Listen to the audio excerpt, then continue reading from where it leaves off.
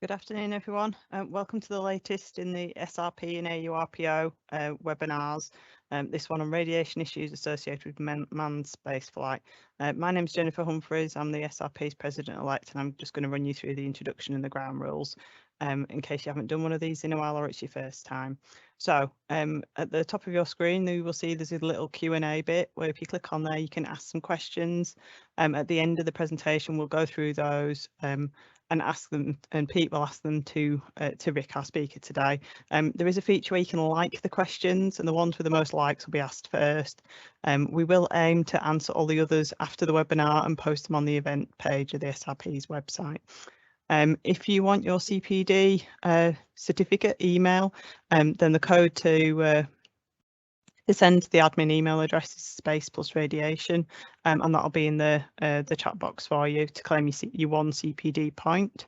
And at the end, we're after some feedback, so you'll get an online survey link. Please fill it in, and we'll look at how we can make these webinars even better than they currently are. While I have your attention, I will just highlight a few other things to you. So we have some non-members joining us today potentially, so we've put in a little advert about joining SRP. These are some of the things that you get as a member of SRP. You get access to our society journal, JRP, and our weekly newsletter. You also get discounted attendance at conferences and our full-day virtual events. You can keep up to date with the radiation protection community with access to job vacancies. You can also get involved in our SRP committees. And professional status, official registration. There's some more information on our SRP website, and you'll also get the Radiation Protection Today, which is the SRP's new magazine. So all that is left for me to do today is to hand over to Professor Pete Cole, who is the one of the SRP past presidents and current AURPO president. Pete. Thank you. I hope everybody can hear me. Nod if you can. Great. Well, welcome everybody to another lunchtime training webinar. We are very lucky today to have our speaker, Dr. Rick Tanner.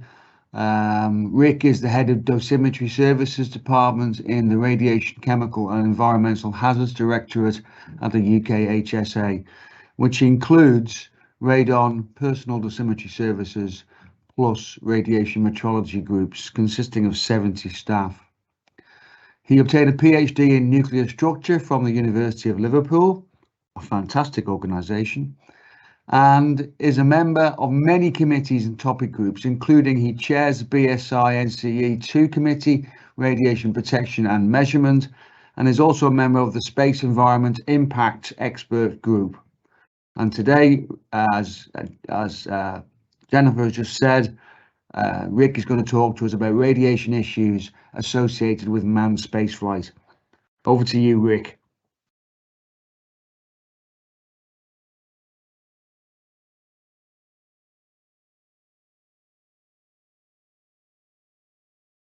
I think you're still muted, Rick. Is that better? Yeah, that's great. Did my camera go off? Yesterday when I tried to test it, my picture disappeared, but you're still there, Rick. We just need good. The presentation to be full screen, please. Yep. Lovely. Good, Thank you. Yeah, apologies for the technical difficulties. You may, those of you who know me, may detect my voice is a little bit hoarse today.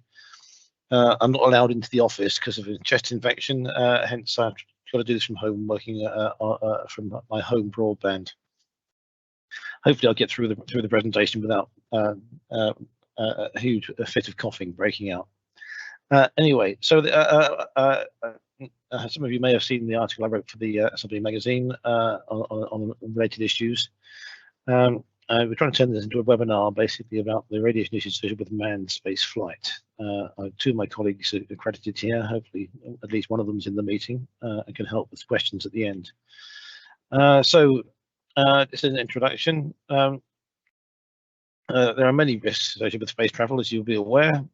Exposures of the astronaut to cosmic radiation doesn't usually form a prime focus, though, for the media. However, the exposures of astronauts are very different from those in terrestrial workplaces because the fields include a very wide range of particle types, particles with very high energies and high Z particles as well, particles that generate very intense ionization. Normal dose rates are relatively high in space, and it's not like a normal job. You don't go home at the end of the shift away from the radiation. You're there the whole time. So and there are space weather events which can cause much higher period of dose rate as well. So these things are very different from terrestrial workplaces.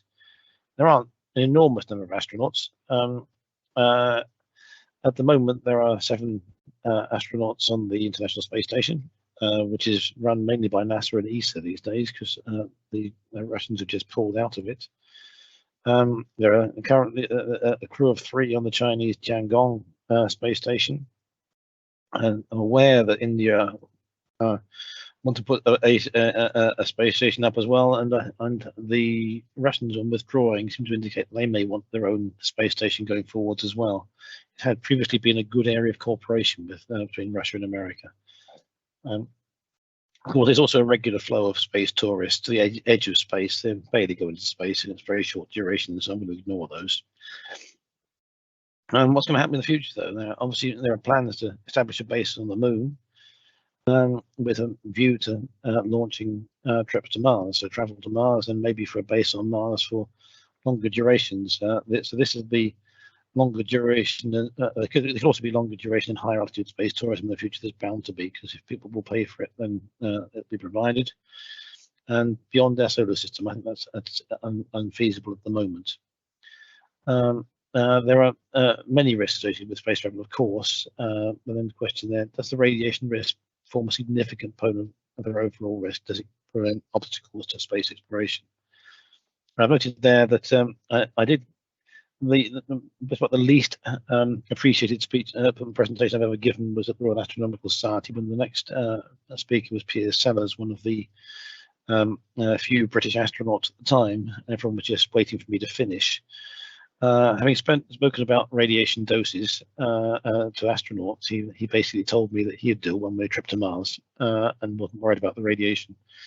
He subsequently died of cancer, very sadly, but pancreatic cancer, which I don't think is particularly likely to be caused by his radiation exposure. But if you look through the stats of what happens to astronauts, there's some have died from cancer, but they don't have quite effective ways of killing themselves as test pilots or piloting small planes and things, and high-speed vehicles. So, yeah, intrinsically, people who have a different perception of risk to most of us in the workplace. So, I'm going to try and outline here for you in the presentation is a little bit discussion about space weather and what it is, and space radiation. What legislation there is in place for astronauts and air crew, because I think a lot of you might be interested from a radiation protection point of view. What those quantities we need for space, do we need different ones? Doses on commercial aviation, which is where I come from. That's where my areas have expanded a bit into low Earth orbit. Low Earth orbit being things like the International Space Stations, a bit about the Hamlet Matroshka project, which we did for the European Commission, stuff we do on the International Space Station in terms of measurements, and then a bit more speculative from my point of view, what are the doses on the moon and Mars, and doses in deep space. So space weather, there is weather in space, but it's not the same as terrestrial weather, of course. I've put the definition of terrestrial weather there, which hopefully you talk about half the time if you're British, so you must know what that is. Space weather, that's a definition I took from NASA, I think. The conditions in the region of space close to the Earth, especially the presence of electromagnetic radiation and charged particles emitted by the sun that can affect human activity and technology. Now, there are 2 distinct components to the radiation field in space. The galactic radiation comes from outside the solar system, from catastrophic events, supernovae and the like, gamma ray bursts and things like that. These are a relatively constant stream of high energy particles, but they are modulated by the solar cycle. I'll figure that will show what that is a bit later on. And then the solar events, which are the general emission of radiation from the sun, the solar wind, but then you also have explosive events on the solar surface, solar flares and sometimes associated coronal mass ejections. So in terms of cosmic radiation for air crew, it may surprise some people that air crews are about the most significantly exposed group of UK workers, particularly long haul, perhaps pre-COVID when we were actually flying a lot. Long haul high latitude crew average 4 to 6 millisieverts a year. Now there are some groups who get more on average than that, and particularly people working in high radon areas and also interventional radiologists. But there's an awful lot of air crew, and when it comes down to it, they make up a large part of the UK collective occupational dose. And there's also the potential for extreme events. So here I've just to tabulate. This is all from Paris. It's quite a good report. But doses from Paris are pretty similar to doses from London.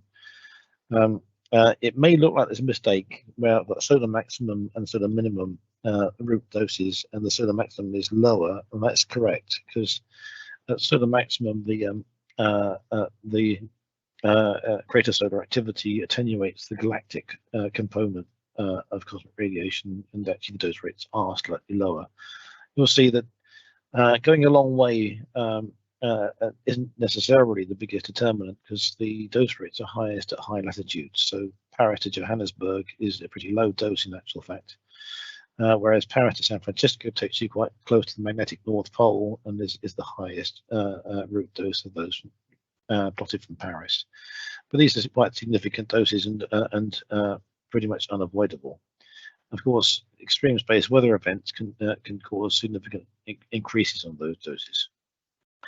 Now, I quite when I'm giving presentations, I like to give today's forecast just to show you that the Met Office does actually twice a day, 1:30 in the morning conveniently, and about 1:30 in the afternoon, issue a forecast on space weather. This is today's forecast, and it is the equivalent of a dull November day with no wind and no sun.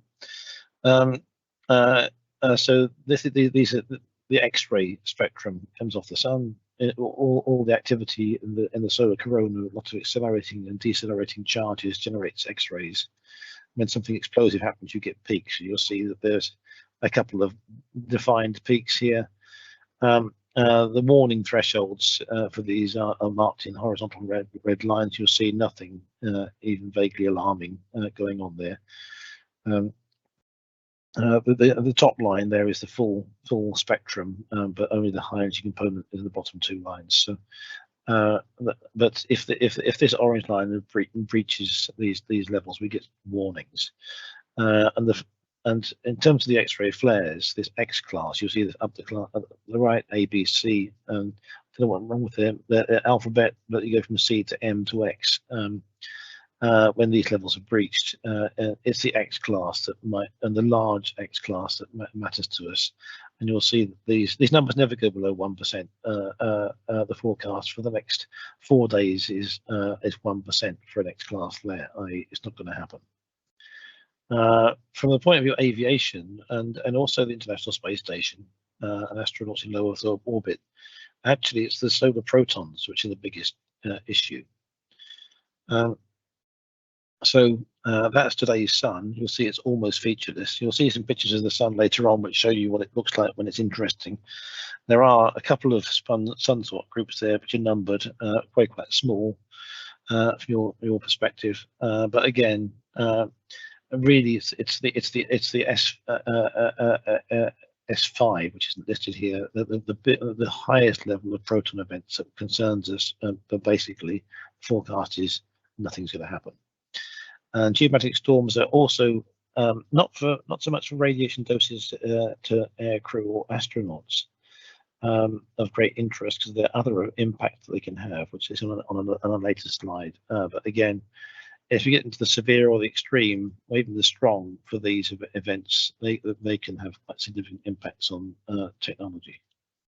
So what's interesting is about events from the sun. This is not the biggest event, but very conveniently located, because you get a better picture when it's on the edge of the sun, as far as we're concerned. Here, this is from Easter Sunday this year. There were quite a big active region of sunspots coming around, and a single sunspot, if you see 2991 there, all on its own, that's going to do nothing. It requires the swirling magnetic fields from more than one sunspot to connect, and you get this explosive. You'll see there's a corona mass ejection being of solar material being emitted there, and there's also a big X-ray flash associated with it. But that's not a huge one, and of course it misses the Earth because obviously this image is taken from the Earth and it's heads off and to the left as we're looking at it. This is another one from September this year. This is on the far side of the sun, and it's almost a 2 pi emission. So had this happened on our side of the sun, it would have hit. Of course, the observations on this aren't as good because we've got satellites looking directly at the solar surface from orbiting the Earth. But in this case, we're relying on other observations. We know this was very large. So it was much bigger than that one previously, and would have been potentially quite a large event if it had been facing us. So I think that this gets repeated a bit later, but basically we've been aware of these effects since 1859 Carrington event, where aurora, the particles hitting the sun, and the loss of the Earth's magnetic field came down close to the equator. Telegraph machines sparks. So we tend to get about, on average, one so-called ground level enhancement per year emitted by the sun. Those are things which are measurable at ground level. So in terms of the terminology we're using for this, severe events happen about 5 to 25 per 500 years. For extreme, I put that as one per millennium. But in terms of the UK risk register, less than one per 500 years. So these, of course, this is the National Risk Register. It's a bit of a messy figure. Number 19 is severe space weather. It comes into level C in terms of impact, and in the 5 to 25 of 100 year to the likelihood. So it's something that the government actively plans for. Along with several other things, you'll see the highest impact things are 25 is a pandemic. I think we now can be quite convinced that that goes in the highest category, but also a major CBRN attack. But of course, with these events, what is the probability you want to consider? For more extreme events, the impact will be less likely, but bigger. So I've only put speculations as there. What would be the impact of a less than one in 500-year event? So yeah, as I said before, there's many areas impacted. You see, astronaut safety is one of the main things. Also, airline passenger radiation exposures. Satellites get charging on the interior from streams of charged particles with electrons or protons, and impact on the ionosphere affects communications, and you can have loss of GPS, and you also get significant induction for the magnetic effects in long conductors, so pipelines, the electricity grid, and in the rail networks, it also problem with signaling. So there's a huge number of different impacts. Here we're thinking mainly about the astronaut safety. I also mentioned a bit about the airline passenger radiation. So obviously, the more technology we have in society, the more things we have which are vulnerable. More recently, radiation doses to air crew and of course astronauts have been considered by the ICRP as occupational exposure. and as I've already said, they're among the most routinely highly exposed workers. But in terms of who needs to worry, people at sea level, you can measure it. I've told you, mentioned already, there are ground level enhancements. So of course it can be measured, but the levels are very low and no significant additional risk. Even going to high altitude, if you're going to live in Denver for a year, it's not a very significant risk. Short-haul air crew and passengers, it's part of the duration of the flights, but also the relatively low latitude of the flights. Again, not particularly affected. Long-haul air crew and passengers, though, particularly, use that slide earlier, not necessarily London to Johannesburg, but if you go near the magnetic North Pole, you might get significant doses. Astronauts in low Earth orbit, of course, the doses are higher, but once you escape from the Earth's protection, the doses are much more significant. So this is all modulated by the sun's approximately 11-year solar cycle. It's not a rigid number. There's a bit of confusion with the scalings here, because I couldn't find everything on the same scale. So each solar cycle is numbered, and you'll see that the top two figures, these go across on slightly different x-axes. And periods of high sunspot activity are the areas when there is a greater risk of severe space weather events. But of course, the magnitude of the cycle varies quite a lot. You'll see that this solar cycle 19 was very big, 20 quite small, and solar cycle 24 was actually very small indeed by comparison to previous ones. This scale is a bit messed up as it's going. So it's quite similar to 23, but and the prediction for 25 was quite small, but actually we're seeing more activity than expected. So we're actually now about here. So the next few years will have the highest activity. At the bottom, I've got ground level neutrons, and again, the x-axis don't match exactly, but I'll try to just give you examples of where the minima are. It's a little bit less clear with the maximum dose rates at ground level are solar minimum. That's because the galactic cosmic rays get to the Earth more effectively. So, what do we see when we get a ground level event? This was one that took place in September 2017. On this occasion, it wasn't expected. It wasn't an enormous X-ray flare. Here you see on the right, the top right, the X-ray flare went up to almost X10. This is a logarithmic scale, so X10 is 10 times is on this level here, and it's actually about X30 or X40 where we really start to get concerned. And at the bottom, you'll see that the three energy ranges of the protons are monitored from the GOES satellites. The green one is the one that concerns us most. That's the highest energy channel. That's raised significantly. In terms of the warning, in this case, the forecast of an X-class flare was not very high. We were really surprised when this happened, and the protons you'll see arrive almost immediately, almost the speed of light, and come a few minutes after the X-ray flare. So not a lot you can do about that. But if this green plot goes a couple of orders of magnitude higher, then the dose rates in the atmosphere get quite a lot larger.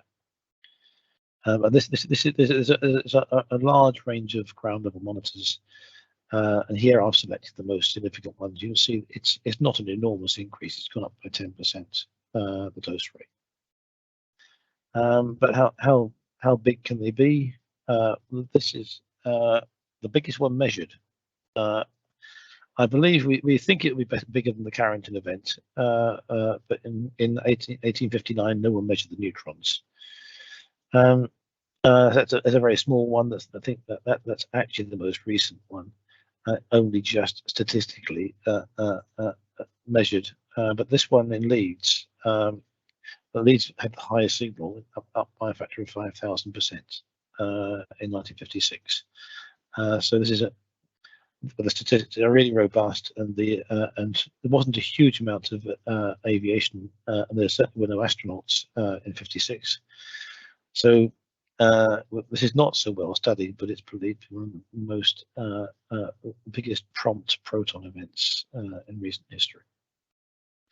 So in terms of how bad it can get, I mentioned already Richard Carrington in 1859.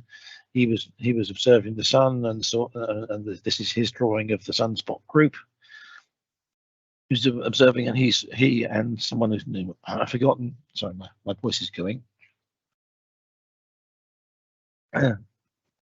Both observed this event and the explosion that went with it, and 18 hours later there were effects at the Earth in terms of spark. That's when the CME arrived, the coronal mass ejection. If this arrives very fast, it's going to be more severe. So the faster it's travelling, the more impact it's likely to have, and 18 hours is one of the fastest ever measured. Sometimes they take 3 or 4 days, and by the time they've got here, they're extremely weak. But these events happen. Which is the biggest is a little hard to tell, because in terms of really good observational capabilities, only the last 2 really count. There's a few other big ones in there as well, a couple in the 40s. But you'll see that in 1859, 1912, 1921, 1956, 1989 was an event which knocked out part of the Canadian grid. 2003 is in some respects the best observed of all of these events. We know from astronomical observations that there are super flares which are up to 10,000 times bigger than anything that's ever been observed from the sun. The suspicion is that's from stars which are much more rapidly rotating, and hence is not something the sun can do. But there's no evidence for that. But how bad can it get? Well, it seems a little bit unlikely to be quoting events which happened a very long time ago. But then we have means of trying to determine what the cosmic ray doses were, and it's the cosmogenic nuclides that provide that evidence. You can measure beryllium-10 in ice cores, but more usefully carbon-14 in tree rings to get laid down. And if there's a significant increased activity of carbon-14 laid down in a given year, that provides very strong evidence that there was an awful lot of neutron absorption by nitrogen in the upper atmosphere. So there have been signatures for from around 774 to 775 and 993 to 994 of very significant solar storms. They actually have to correct for this in carbon dating. And in terms of the 775 event, it looks like it was either a year with 20 times the normal variation of the sun's activity, or an event about 10 times as big as Carrington. And there's evidence also an event from 7,000 years BC, which may have exceeded the 775 event. How reliable these data are, we can't be sure. Without observations to go with them, we don't know whether they were just a solar flare, not too distant supernovae and gamma ray flashes, which I hate the term because they're not gamma rays, but they're high energy photons. That something of a non-solar nature could have caused, but of course it could happen again. So this is the 2003 event. Which I think is the one for which it's possible to get fairly nice pictures. The so-called Halloween storms. If you sound like me and you go scanning through, you'll find that there wasn't actually anything that happened on Halloween itself. But on this occasion, a large sunspot group appeared over the horizon, and you see that the sunspots migrate from left to right. On this picture, it announced itself with a very large flare, X1. Sorry, a second. I have to. Apologies. I should have the sound back now. Now I've had a cough. Which an X1 is, as you've seen from the earlier figure, quite a large flare. This carries on around the sun, emitting small flares, and another X class flare on the 23rd, 4 days later. Keeps going, and you start getting another big sunspot group appearing, and another X class flare on the 26th. Then an X17. This is much bigger than the flare I showed the pictures of earlier, and by this stage you've now got 3 large sunspot groups on the sun, and this is one which will, of course, significant solar protons as well, and then an X11 the next day, X10 the day after that, and interestingly, you'll see this one's X17 plus.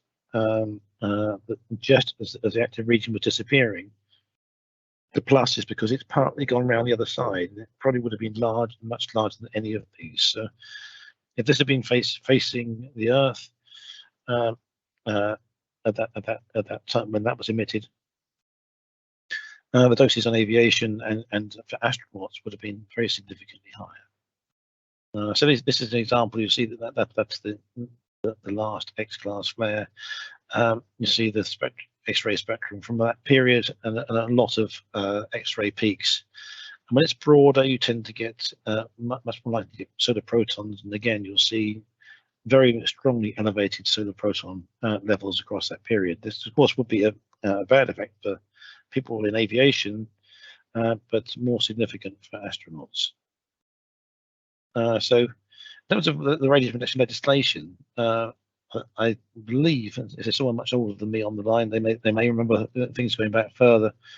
It was only not until ICRP 60 that the ICRP suddenly started thinking about operation of jet aircraft and space flight. There's, of course, cosmic rays and natural radiation, and technically should be regarded as existing exposure conditions rather than planned. But they went on to qualify case D relates to very few individuals that will not be discussed further here. So there's not a lot in ICRP 60 about space flight. ICRP 103 into a bit more detail. It was left a bit vague how they intended astronauts to be treated. So vague, it ended up with the IAEA basic safety standards concluding that cosmic ray exposures are existing. Euratom concluded they're planned, and the UK Air Navigation Order, which came out after the Brexit vote before, but when we were technically under IAEA legislation, but they actually also went planned. But does it matter? Dose limits. How do you apply dose limits for astronauts? But there are no British astronauts, and there are no British carriers who take people into space. So UK citizens have flown on European, American, and Russian flights to go into space. Most of the space agencies seem to use a Korea 1 CVER effective dose limit for male and female astronauts, which seems very high. But given that the doses and that you're not going to go into space very often, you'll spend a huge amount of time in space in your career, it seems a huge amount compared to terrestrial levels, but it's also a career limit rather than an annual dose limit. That's a bit more controversial to use age and sex dependent effective dose limits. It seems to be based on very constrained careers in terms of age. So you'll see here risk of exposure causing death. Essentially, 3% is the limit that they're prepared to tolerate. And you'll see that the older the male, the bigger the dose that they're allowed to receive. And males are allowed to receive larger doses than females. Then I asked the question here: can we do further space exploration and maintain these limits? And I know that there is pressure to equalise the male and female limits in the US. So whether they will maintain this or not going forwards, I'm not sure. Do our radiation quantities actually cope with cosmic ray exposures? And you'll see I've put the WR for as it currently is for effective dose on the right here. Neutrons, of course, is the exception with a function. But you've got protons and charged pions, photons, electrons, and muons with fixed values as protons have come down from that solid green line to the dashed one. But more controversially, you've got alpha particles, fission fragments, and heavy nuclei, which, if you're anticipating relatively low energy being emitted and incident on the skin, is not so dangerous. But is that 20 appropriate for all energies and Zs? So here ICRP have actually updated their views a lot in publication 123, where they consider the quality factor and the WR, and it's mainly around this sort of cyan line here that NASA in particular don't consider that it's appropriate to have a fixed value of 20 for WR for all heavy nuclei. And what you find is, in terms of the quality factor that they would like applied, bottom right you'll see as the Z increases, it makes quite a big change. Neutrons have a more complicated function, and protons, the weighting will be mainly for lower energies. So there's a bit of a discussion. Hopefully the next ICRP recommendation is 2028 will make a decision on exactly how they want this done. But there's now also operational quantities to cover the full range in the ICRU 1905 report, which I've just got this a bit out of order, I think. Yeah, it's coming up next, sorry. So this is the impact that it has for cosmic rays. This is for neutrons. This is normalization to effective dose. The two different ways in which the ICRP are considering going back to the ICRP 60 quality factor or a different NASA quality factor. And you'll see the difference is about 20% for lower energy neutrons, but you also see that this is the NASA quality factor has quite significantly increased dose for neutrons in the 10 to 100 MeV range, which would increase neutron doses potentially quite a lot. And since we've already highlighted that staying within the dose limits could be a problem, could make it more difficult. And I said the ICI, you can now have HP and ambient dose for operational quantities instead of HP10 and H*10. And it covers all of these particles, which are the main particles required for cosmic radiation exposure with very high upper energy limits, and in principle facilitate the measurement of cosmic rays for protection purposes.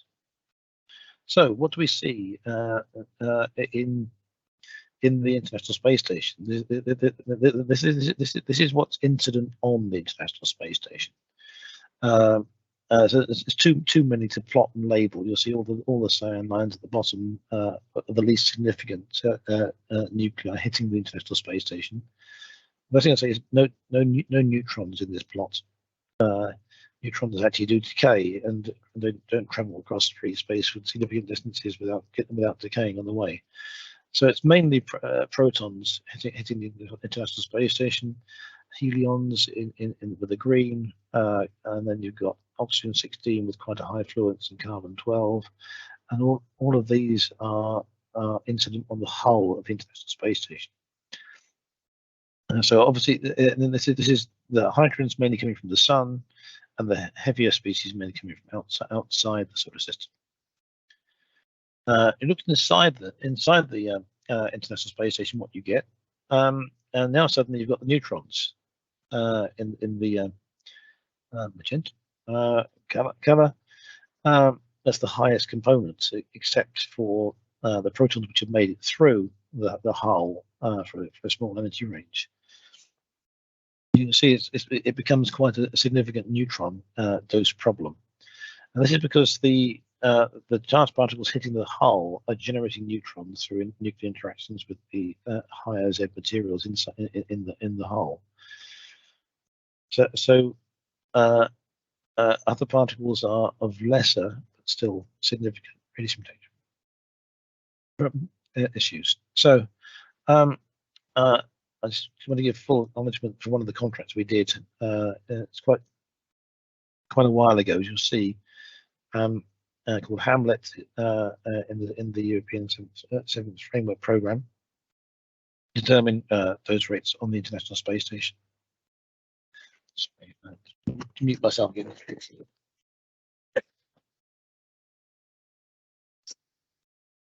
Sorry about that. It would have been much worse if I did this yesterday. So this is what the experiment we did. It's a human model in slices. You can put mount instrument dose meters inside the slices. Active instrumentation on the outside. We put personal dose meters around the outside as well, and put it in various locations within the spacecraft. In this case, Matroshka is the Russian doll, the nested Russian dolls. You must be aware of. In this case, Matroshka did a 539-day spacewalk on the outside International Space Station, which we never get a person to do. So we relied on the astronauts themselves to do a lot of work with mounting the dose meters and all of the interactions with the Matroshka Phantom. Poor chap's got no arms and legs, I'm afraid. So they had to reload the Phantom with new detector sets for the next measurement, because the doses are quite high and you don't want to be saturating the signal. So we were getting with the TrackX dose meters 130 microsieverts a day effective dose equivalents, but the total dose rate is 2 to 3 times that. So it's quite a significant dose rate on the and as I said earlier, it's a 24-hour-a-day dose rate. You don't escape it at night. There were three periods of this. The first one's the one you saw earlier with the Phantom mounted on the outside, but also in 2 other locations within the International Space Station. Of course, the doses vary with the solar cycle and solar events. I'm pretty confident we didn't catch any significant solar events. There was the big one was in 2003. It went up in 2004, and actually the 2003 one was the last very significant period of solar activity. So what do? We actually do the at UKHSA the neutron dose assessments for all of the ESA astronauts, which presents some problems because in the workplace, terrestrial workplace, our biggest problem with neutron dosimetry is background levels and distinguishing low doses from intrinsic background tracks. Here you'll see that the control, which is kept on the ground, and the 2 which were exposed indicate exactly how big a dose these neutron dosimeters got, to the point where it's hard to read. But we also have to have a very complicated system that I haven't gone into in this presentation about how we actually remove tracks which are from charged particles just to get the neutron dose. So what comes out of this is you'll see that the dose rate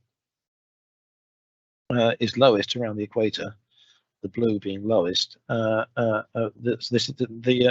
International Space Station covers this amount of latitude in its orbit. Of course, the South Atlantic anomaly, where the trapped protons come down lower, does tend to be the component that contributes most to the astronauts' doses. But which they pass through. My colleague Luke, who's probably on the call, will know exactly how many times a day they pass through that. But I think it's 2 to 3 times a day.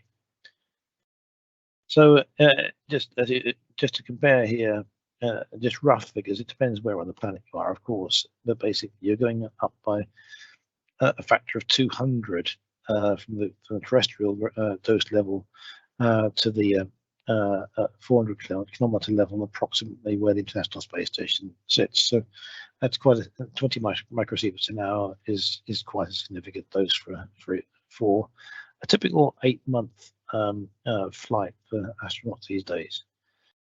We have tried to measure the higher dose rates caused by being on EVA is extravehicular activity, i.e. a spacewalk, and an intravehicular activity, IVA. There's always a reference dosimeter comparison, but basically we will never see that an astronaut spent so much time on spacewalks they get more dose measured.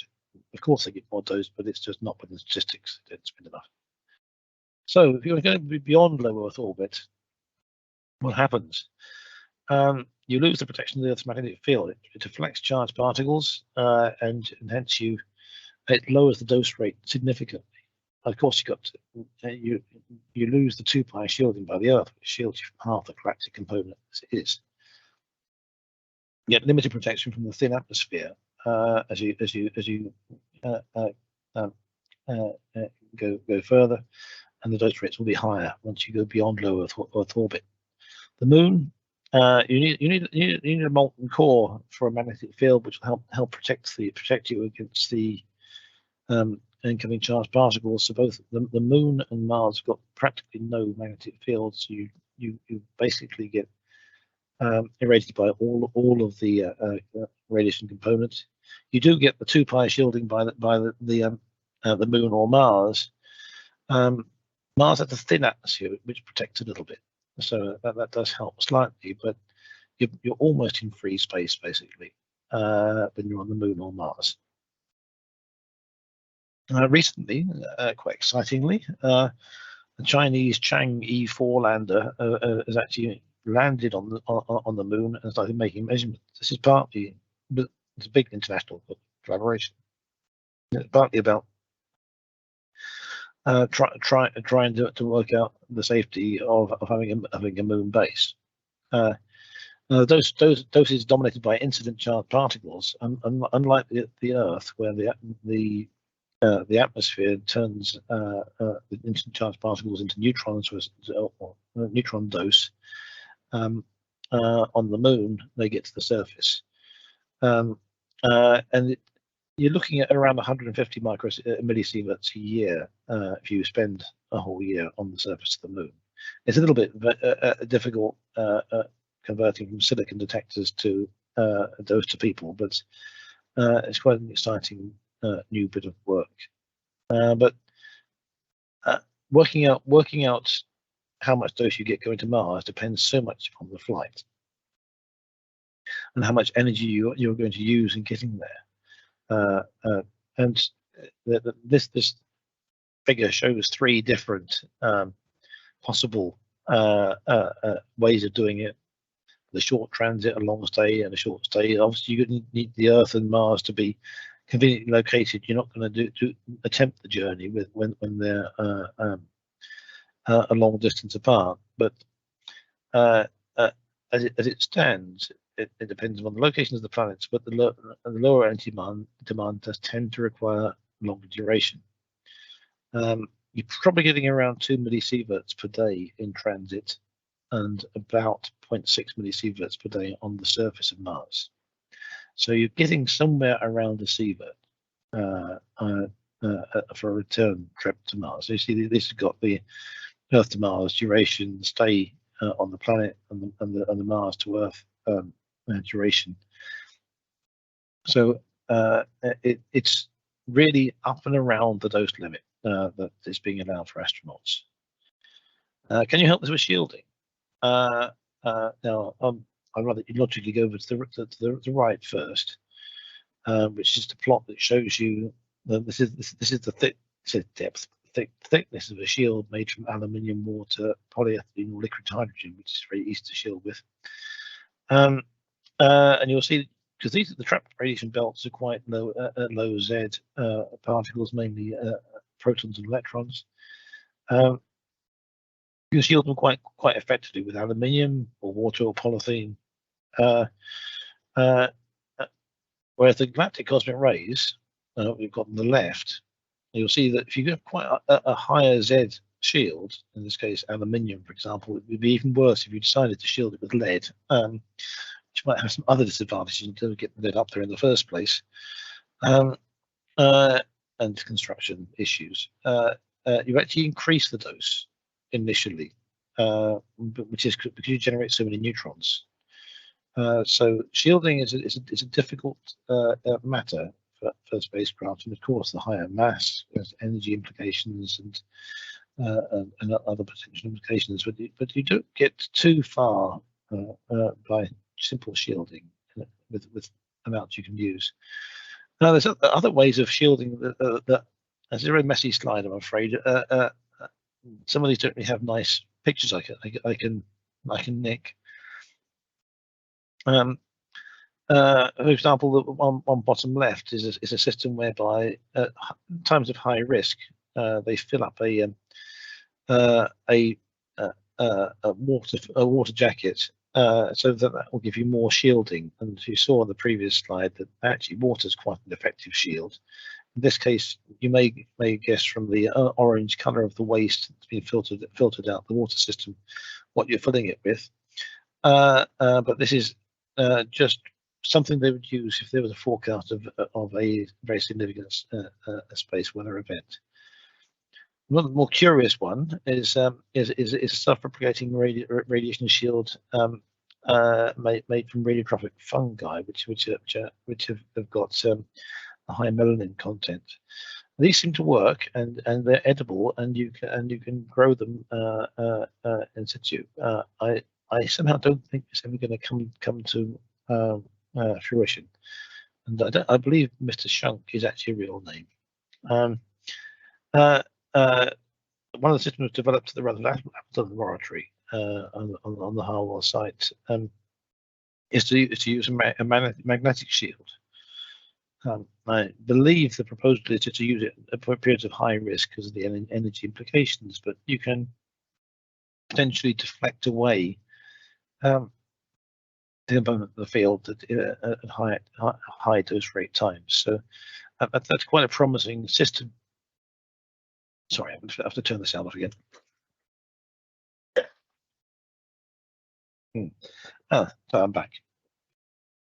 But so these are three ways, and I'm sure there are other methods being considered to actually try and reduce the transit doses in particular. So to summarize, obviously human activity in space carries many risks, one of which is exposure to ionizing radiation.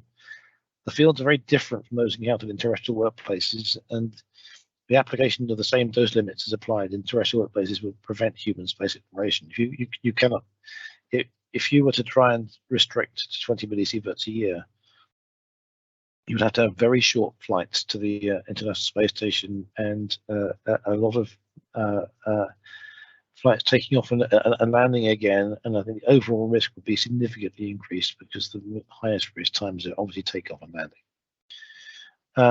But the 40-year careers in the terrestrial workplace are not replicative for astronauts, so you can justify going to higher doses than you would normally do. I said 40-year careers are not yet replicated yet. So thank you for your attention. I apologize for the technical problems and the coughing, and any easy questions.